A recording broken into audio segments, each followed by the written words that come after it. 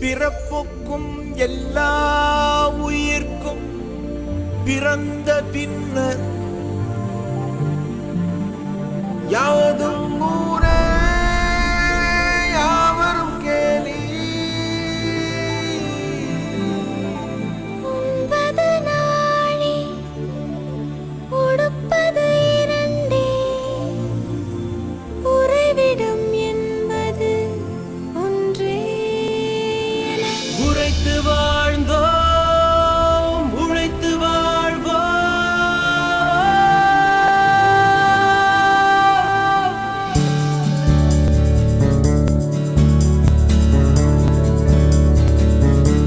தீதும் நன்றும் பிறர் தரவாராயனும் நன்மொழியே நம் பொன்மொழியா. போரை புறம் தள்ளி பொருளை பொதுவாக்கவே அமைதி வழிகாட்டும் அன்பு மொழி ஐயன் வள்ளுவரின் வாய்மொழியா. செம்மொழியான தமிழ் மொழியா, செம்மொழியான தமிழ் மொழியா, செம்மொழியான தமிழ் மொழியா, செம்மொழியான தமிழ் மொழியா.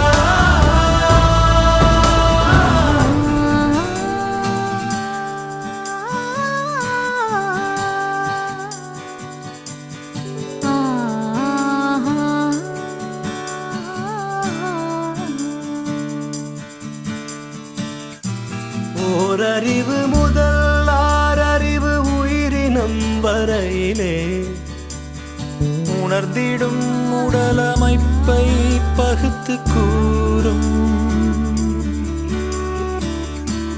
ஓரறிவு முதல் ஆறறிவு உயிரினம் வரையிலே உணர்ந்திடும் உடலமைப்பை பகுத்துக் கூறும். தொல்காப்புகள் தொல்காப்பியமும் ஒப்பற்ற குரல் கூறும் உயர் பண்பாடு. ஒலிக்கின்ற சிலம்பும் மேகலையும் சிந்தாமணியுடனே வளையாமதி புல்டலகேசியும்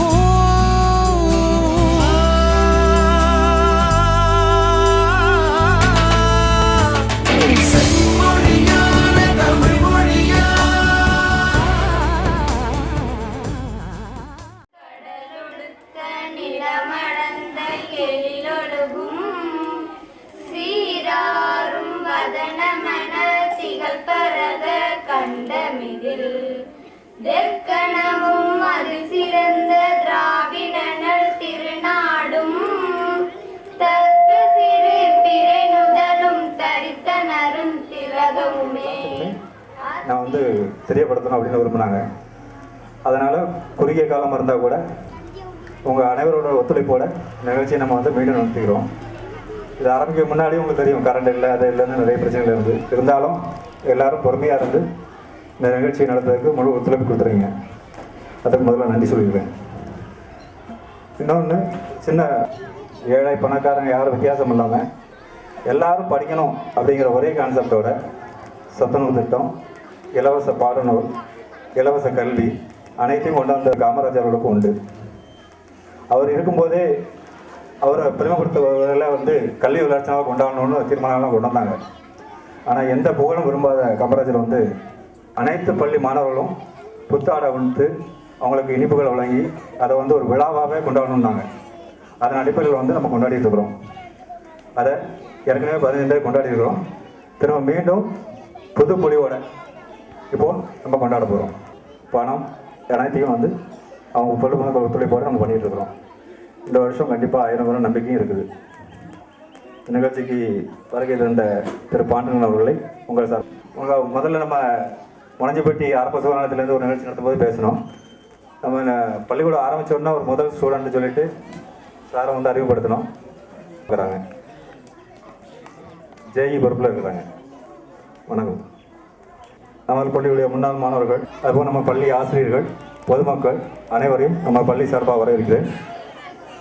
நிகழ்ச்சியை சிறப்புப்படுத்தும் விதத்தில் நம்மளுடைய தலைமை பொறுப்பில் உள்ள திரு ஊசிக்கட்டான் அவர்களை உரையாற்றும்படி கேட்டுக்கொள்கிறேன். பிறந்தநாள் விழாவை முன்னிட்டு ஊராட்சி ஒன்றிய நடுநிலைப்பள்ளி காரியாண்டியில் இந்த அருமையான நிகழ்ச்சியை சிறப்புடன் நடத்த வேண்டும் என்று நடத்தி கொண்டிருக்கும் ஐயா பண்ணையார் அவர்களே, மக்களே, வருகின்ற பெரியோர்களே, மாணவ செல்வங்களே, உங்கள் அனைவருக்கும் எனது மதிய வணக்கத்தை தெரிவித்துக் கொள்கின்றேன். நமது பண்ணையார் அவர்கள் எப்பொழுது இந்த கிராமத்திற்கு வந்தாலும் கூட மின்சார வாரி அலுவலகத்துக்கு வராமல் இருக்க மாட்டார்கள். அதே போல வந்த நேரம் எல்லாமே இந்த கிராமத்திற்கு மின்சார வாரியத்தின் சார்பாக என்ன செய்யலாம், எப்படி செய்யலாம் என்ற விதத்தை கேட்காமல் ஒரு நாள் அவர்கள் சென்றது கிடையாது. கிராமத்திலே ஆரம்ப பள்ளியை படித்தேன். அது ஆரம்ப பள்ளியாக இருந்ததை நான் படிக்கும் பொழுது 97 கடுமையாக முயற்சி எடுத்து எங்கள் ஊர் மக்களும் கடுமையான முயற்சியின் காரணமாக அந்த உயர்நிலைப் பள்ளியாக தரம் உயர்த்தப்பட்டது. மக்கள் தொகையாக கட்டக்கூடிய நிலையில் இந்த பள்ளி இல்லை, இந்த கிராம மக்கள் இல்லை என்ற கருத்தை எடுத்துரைத்து பின்பு அரசாங்கமே அந்த பள்ளியை தரம் உயர்த்தி கொடுத்தார்கள். இப்பொழுது கூட ஐயா அதன் விவரத்தை என்னிடம் கேட்கும்போது கூட நான் அந்த விவரத்தை சொன்னேன். இருந்தாலும் இப்பள்ளியை இந்த கல்வியாண்டிலேயே தரம் உயர்த்துவதற்காக மக்கள் பங்காக 1 லட்சம் ரூபாயை அவர்கள் செலுத்தியுள்ளதாக நான் கேள்விப்பட்டேன். அந்த வகையிலே இந்த பள்ளியின் தரம், இந்த பள்ளியினுடைய குழந்தைகளின் கல்வி தரத்தை எந்த அளவிற்கு உயர்த்த வேண்டும் என்ற கடுமையான ஒரு ஆதங்கத்தில் இருக்கின்றார்கள் நம்ம பண்ணையார் அவர்கள் எடுத்துக் கொண்டிருக்கின்றார்கள். காமராஜர் கல்விக்கண் திறந்த காமராஜர் என்று காமராஜரை சொன்னார்கள். ஆனால் உண்மையிலேயே அவர் காமராஜர் போல இந்த கிராமத்திற்கு இருந்து நல்ல சேவையை செய்து கொண்டிருக்கின்றார்கள். அரசு பள்ளியில் கல்லணையில் உள்ள பொண்ணு நல்ல மார்க் எடுத்திருக்கு. கல்லணை பொண்ணு, அந்த மாநகராட்சி பள்ளியில் உள்ள பொண்ணு சாதாரண பள்ளிக்கூடம் ஸ்டேட் லெவலில் ஃபஸ்ட் ரேங்க் எடுத்திருக்குன்னா பாராட்டுன்ற விஷயம். இந்த பேரண்ட்ஸ் எல்லாம், பெற்றோர்கள்லாம் இப்போ என்ன நினைக்கிறாங்கன்னா, கிராமத்தில் உள்ள பள்ளிகள் போனால் நம்ம பிள்ளைகளுடைய கல்வி வளர்ச்சி கம்மியாகும் என்று சொல்லி கல்வித்தரம் 1 லட்சம் ரூபாய் பங்கு தொகை கட்டியாச்சு என்றால் இந்த ஆண்டு இல்லாவிட்டாலும் கூட நெக்ஸ்ட் இயர் உறுதியாக இப்பள்ளி உயர்நிலைப் பள்ளி ஆகுவதற்கு 100க்கு 100 நம்பலாம். ஷேர் கட்டியாச்சு பார்த்தீங்களா, அதனால் சந்தேகமே இல்லை. இப்பள்ளியில் உள்ள மாணவர்கள் கொண்டாட வேண்டிய விருப்பத்திற்காக இன்று அதை சிறப்போடு ஏற்பாடு செய்து கொண்டிருக்கின்ற திரு பாண்டரங்கமலர் அவர்களையும், அதற்கு துணை புரிந்து நின்று செயலாற்றி கொண்டிருக்கின்ற பள்ளி ஆசிரியர்களுக்கும் மற்றும் இங்கு வந்திருக்கின்ற பெரியோர்களுக்கும், பள்ளி மாணவர்களுக்கும், பள்ளியின் பெற்றோர்களுக்கும், மாணவர்களின் பெற்றோர்களுக்கும் நன்றி. அதிக நேரம் பேசல, நீங்கள் பாடம் சொல்லி நான் படிக்கணும்னு முதல்ல சொல்லிட்டேன், அது மாதிரியே போட்டுறேன். நான்குநேரி ஊராட்சி ஒன்றிய நடுநிலைப்பள்ளி காரியாண்டியில் இன்று வெகு சிறப்பான முறையிலும் தரமான முறையிலும் கொண்டாடி கொண்டிருக்கும் இப்பள்ளியை சார்ந்த குழந்தைகளே, பெரியோர்களே, தாய்மார்களே, முன்னாள் இந்நாள் மாணவர்களே, தலைமை ஆசிரியர், மதிப்பிற்குரிய தலைமை ஆசிரியர்களே, இந்த நிகழ்ச்சிக்கு தலைமை பொறுப்பேற்க வந்திருக்கும் நான்குநேரி ஊராட்சி ஒன்றியத்துக்கு உட்பட்ட உணஞ்சிப்பட்டி தமிழ்நாடு மின்சார வாரியத்தில் சிலவை உண்டு. இந்நாள் காமராஜர் என்று குறிப்பிடலாம் திரு முன்னாள் ஜனாதிபதி APJ அப்துல் கலாம் அவர்களை. நான் கடந்த 10-15 ஆண்டுகளாக படித்துக் கொண்டிருக்கும் நினைப்பிலே எனது மனதில் தோண்டிக் கொண்டிருக்கும் சில சிந்தனைகள். நான் 1ஆம் வகுப்பு இங்கே படித்தேன். பின்னர் என குடும்ப காரணங்களுக்காக வெளியூர் சென்ற வேண்டியுள்ளது. 2ஆம் வகுப்பு படிக்கும் பொழுது எனக்கு அன்றைய எனது ஆசிரியர் கூறினார், இந்தியா ஒரு வளரும் நாடு. நான் 7ஆம் வகுப்பு படிக்கும் போது அப்போதைய ஆசிரியர் கூறினார், இந்தியா ஒரு வளரும் நாடு.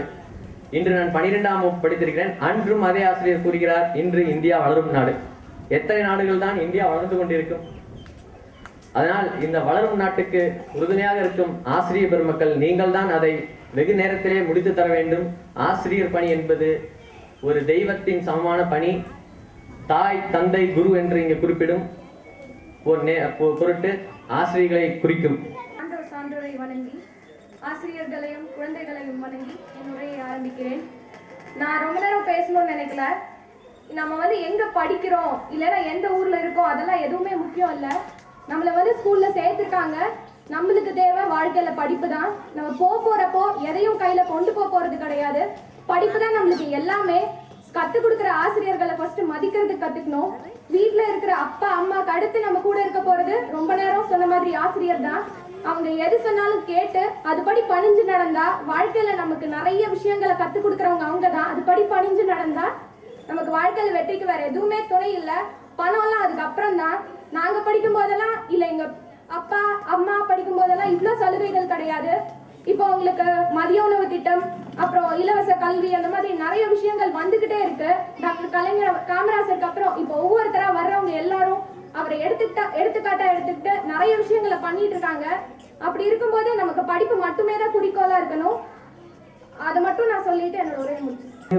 பள்ளிக்கூடத்தில் ஒரு 15 ஆண்டுகளுக்கு முன்பு நான் உங்களை போன்ற ஒரு மாணவனாக இந்த பள்ளிக்கூடத்தில் படித்து பக்கத்தில் இருக்கும் முனஞ்சிப்பட்டியில் உயர்நிலைப் பள்ளியில் படித்து அதன் பிறகு திருச்சியில் உள்ள கல்லூரியில் படித்து ஒரு பட்டதாரியாக என்னுடைய கல்வியை முடித்து கொண்டு அதன் பிறகு இப்போ ஹோட்டல் தொழில் இப்போ ஒரு 15 ஆண்டுகளாக தொழில் நடத்தி கொண்டு வருகின்றேன். எங்களுடைய உறவினரும் மற்றும் நெருங்கிய நண்பருமான திரு பாண்டரங்கன் அவர்கள் இந்த ஊரில் உள்ள ஒரு கல்வி உங்களுடைய பள்ளிகள் என்றாலும் சரி, ஒரு கோயில் என்றாலும் சரி, ஊருக்காக ஒரு சமுதாயத்திற்காக உண்டான ஒரு நல்ல திட்டங்களையும் நல்ல அதாவது நன்மை பயக்கும் பல செயல்களையும் அவர்கள் ஒரு ஊருடைய முயற்சி, உங்களுடைய ஊர் மக்களுடைய பலர்களுடைய ஒத்துழைப்போடு நல்ல திட்டங்களை வகுத்து இப்பொழுது ஒரு பல ஆண்டுகளாக செய்து கொண்டு வருகிறார்கள். உங்கள் மத்தியில் ஒரு சில வார்த்தைகள் பேச வந்துள்ளேன்.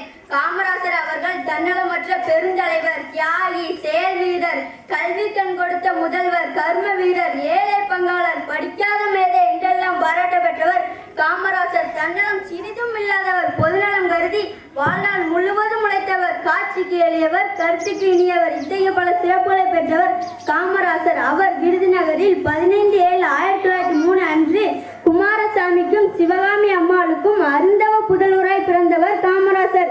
இவரது இயற்பெயர் காமாட்சி. இவர் தம் 6ஆம் வகுப்பில் தந்தையை இழந்தார். தாய்மாமன் ஆதரவில் குடும்பம் இயங்கியது. குடும்ப சூழ்நிலை காரணமாக 6ஆம் வகுப்புக்கு மேல் கல்வியை தொடர முடியவில்லை. தாய்மாமன் கடையில் விற்பனையாளராக பணி தொடங்கினார். அப்போது விடுதலை போராட்டத்தில் கொழுந்துவிட்டு எரிந்து கொண்டிருந்தது. காந்தியடிகளின் கொள்கையால் ஈர்க்கப்பட்ட காமராஜர் நாட்டு விடுதலைக்காக போராட்டத்தில் ஈடுபடனானார். காமராஜர் திருமணமாகாதவர். அவருக்கு எந்த தொழிலும் இல்லை. நம் நாட்டு விடுதலைக்காக உழைப்பதே அவர் வேலை. அவர் எதை பற்றியும் கவலைப்படவில்லை. நம் நாட்டு விடுதலை பெற வேண்டும், அதற்காகவே முழு. பின்னர் காமராஜர் தமிழ்நாட்டின் முதலமைச்சரானார். சமுதாயத்தின் பெரும்பகுதி மக்கள் ஏழ்மையிலும் அறியாமையிலும் மூழ்கி தற்குறிகளாக தாழ்ந்து கிடந்ததை சமூக அவமானமாகவே கருதினார். காமராஜர் காலங்காலமாக பிற்பட்டு கிடக்கும் மக்களை சமுதாயத்தின் பொறுப்புள்ளவர்களாக மாற்ற அவர்களுக்கு கல்வி அளிப்பதை சிறந்த வழி என்று கருதினார். அவர் ஆட்சியில் 2 வெளிச்சங்கள் கிராம விருப்பம். அந்த விருப்பத்தாலே காமராஜர் மதிய உணவு திட்டத்தை அறிமுகப்படுத்தினார். இன்று சத்துணவு திட்டமாக தமிழ்நாடு முழுவதும் செயல்பட்டு வருகிறது. முன்பு பணக்கார குழந்தைகள் தான் பள்ளிக்கூடம் போக முடியும், ஏழை குழந்தைகள் பள்ளிக்கூடம் போக முடியாது. படிக்க பணம் கட்ட வேண்டும். இதனால் ஏழை குழந்தைகள் படிக்க முடியவில்லை. இதை ஒருவர் மாற்றினார். ஏழை குழந்தைகளும் படிக்க வேண்டும், எல்லா குழந்தைகளும் படிக்க வேண்டும். கல்விதான் உயர்ந்த செல்வம். படிக்க பணம் கட்ட வேண்டாம், எல்லோருக்கும் கல்வி இலவசம். இலவச கல்வி திட்டத்தை காமராஜர் கொண்டு வந்தார். அப்போதும் சில குழந்தைகள் பள்ளிக்கு வரவில்லை. எதற்காக? வறுமை காரணமாக. வறுமையினால் குழந்தைகளுக்கு உடுத்த உடை இல்லை. உடை இல்லாமல் எப்படி பள்ளிக்கு வர முடியும்? இதற்காக பள்ளி குழந்தைகளுக்கு இலவசமாக காமராஜர் சீருடை வழங்கினார். குழந்தைகள் மகிழ்ச்சியோடு பள்ளிக்கு வந்தன. அறிவை வளர்க்க கல்வி, பசியை போக்க உணவு, மானத்தை காக்க உடை, இந்த 3 திட்டத்தையும் கொண்டு வந்தவர் காமராஜர். விட்டு நீங்கவில்லை. நன்றி, வணக்கம். துறையை சேர்ந்த ஊசிக்கிட்டவங்க பாடத்தோட பிறந்தநாள். அதனால் காந்தியை பற்றி பேச 3வது மாணவர் பிரமுத்து அவர்களை ஒரு கேட்டுக்கொள்கிறேன். காந்தியை அன்புள்ளம் கொண்டவர் அறிவர் ஒருத்தவர் எல்லாருக்கும் இனியவர் எங்கள் காந்தி தாத்தாவே.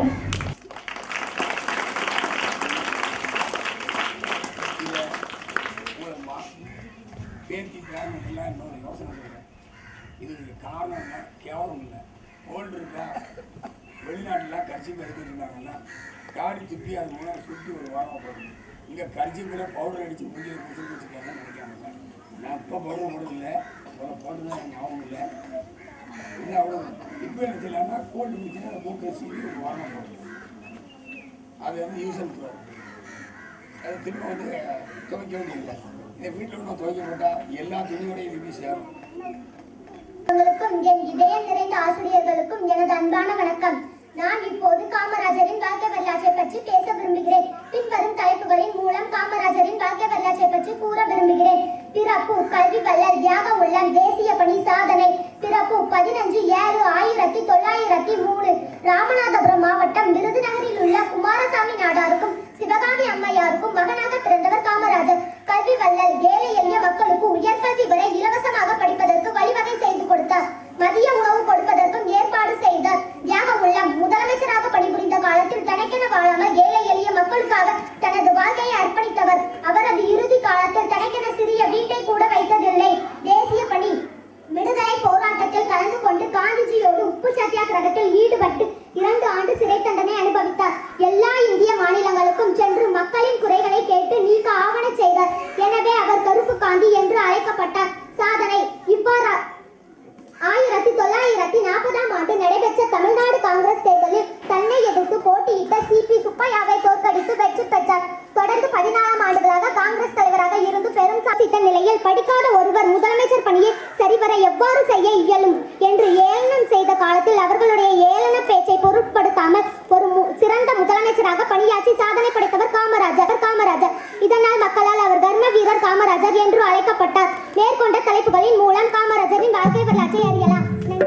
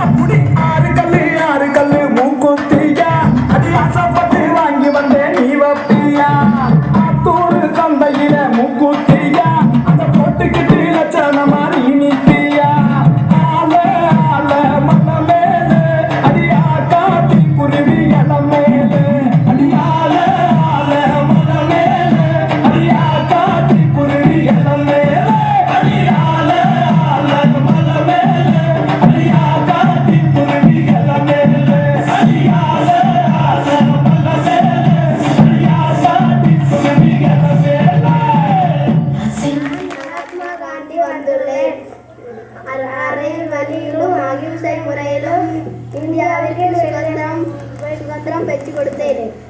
அனைவருக்கும் என்னுடைய காலை வணக்கம். நான் காமராஜர் வந்துள்ளேன். விருதுப்பட்டியில் பிறந்த காமராஜர் நான் தான். ஊர்கள் தோறும் பள்ளிக்கூடம் திறந்து கல்விக்கண் திறந்தவன் நான். கல்விக்கண்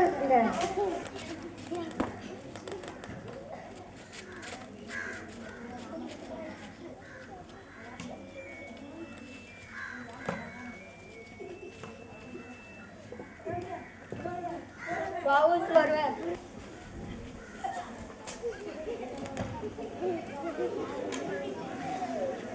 அதனால் அவர் கப்பலோட்டிய தமிழன் என போற்றப்பட்டவர். சமயம் கடந்த தேசபக்தர். மலை அசைந்தாலும் தாம் அசையாத மனத்தவர்.